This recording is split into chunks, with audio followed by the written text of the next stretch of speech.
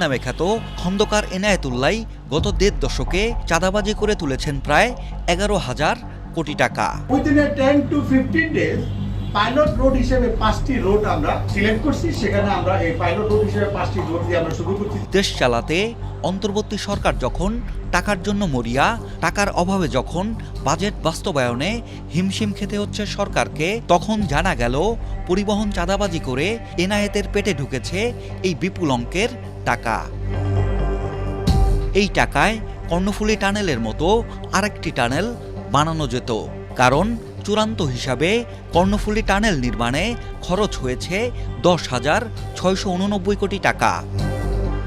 আর এই পুরো চাঁদাবাজিতে এনায়েতুল্লাহ ক্যাশিয়ারের ভূমিকায় থাকলেও তার হাত ধরেই ভাগ পেয়েছেন মন্ত্রী, আমলা, পুলিশ, মালিক শ্রমিক নেতারাও। ১৬ বছর ধরে রাজধানী সহ সারা দেশেই পরিবহন খাতে